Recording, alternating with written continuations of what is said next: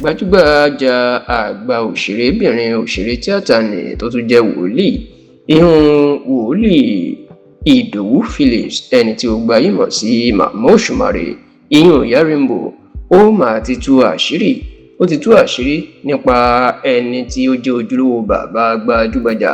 olórin fújì ní Alhaji Abdulwasiu Alabi Ọ̀dẹ́tọ́lá, ẹni tí ó gbayì mọ̀ sí Pasuma Wonder tàbí ọ̀gá ńlá fújì. Ó ti tú àṣírí lórí ẹ̀ tí Ìyá Rainbow tó jẹ́ pé ọ̀pọ̀ èèyàn mọ̀ pé ó mọ kúlẹ̀kúlẹ̀ ọ̀rọ̀ ẹni tó jẹ́ ojúlówó bàbá Alhaji Pasuma, tó sì ti bu omi pa iná gbogbo awuyewuye tí àwọn èèyàn tí wọ́n lè máa gbé kiri lórí ẹni tí ó jẹ́ ojúlówó bàbá Alhaji Abdulwasiu Alabi Pasuma Wonder.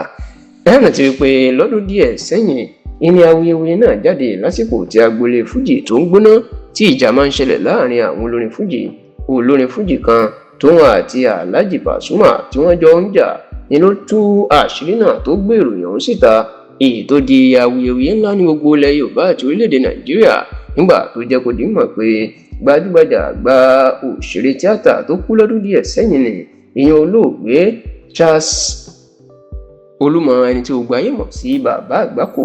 tí ó jẹ́ àgbà òṣèré tíátà. Òun ló bí Pasuma Wonder, tó sọ pé ó ní ìyá Pasuma olóògbé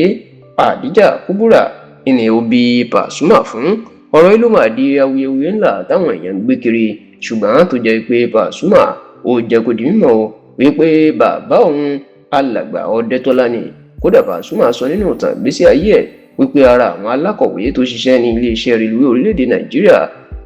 Nigeria Railway Corporation, ìní bàbá òun, tó sì ní bàbá òun ó wà láyé nígbà náà. ṣùgbọ́n níṣẹ́ ni àwọn kan máa ń gbé ìròyìn kiri wípé nígbà tí ìyá Pasuma àti Ìyá Rainbow tán jẹ́ ọ̀rẹ́ tímọ́tímọ́ tán jọ ń ṣiṣẹ́ tíátà lọ́dọ̀ Àgbákò, ó ní ìyá Pasuma ló bí Pasuma fún Àgbákò. láti ìgbà yìí làwọn èèyàn ti máa ń retí Ìyá Rainbow wípé kó taná sí ọ̀rọ̀ yìí, kó tan ìmọ́lẹ̀. Ìyá Rainbow ti wá sọ̀rọ̀ báyìí ó sì ti fìdí òdodo múlẹ̀ pé gbogbo ẹnikẹ́ni tó bá tún sọ wípé Àgbákò ló bí Pasuma, bí ẹni tó rí ẹni bẹ́ẹ̀ ti yí tí ò mọ nǹkan tó ń ṣe ni. nínú ìfọ̀rọ̀wérọ̀ tí Ìyá Rainbow tó ṣe pẹ̀lú tẹlifíṣàn Freeride TV, nínú ti jẹ́ kó dé mọ̀ pé lóòótọ́ lòun àti ìyá Pasuma ní àwọn ṣiṣẹ́ lábẹ́ Àgbákò, ṣùgbọ́n oníkàwọn tiẹ̀ tó dé ọ̀dọ̀ Àgbákò rárá. Ìyá Pasuma ti bímọ, ó ti bí Pasuma fún bàbá Ọ̀dẹ́tọ́lá, ó ní ó sì máa ń gbé Pasuma wá sí òpèrè lọ́dọ̀ Àgbákò ni. oníbẹ̀ kan ló ti mọ Pasuma, tó sì ní eléyìí fi hàn wípé kí ìyá Pasuma tiẹ̀ tó mẹni tó ń jẹ́ Àgbákò, ó ti bí Pasuma, tó sì bu omi paná gbogbo awuyewuye tí àwọn èèyàn tí wọ́n lè máa gbé kiri yìí.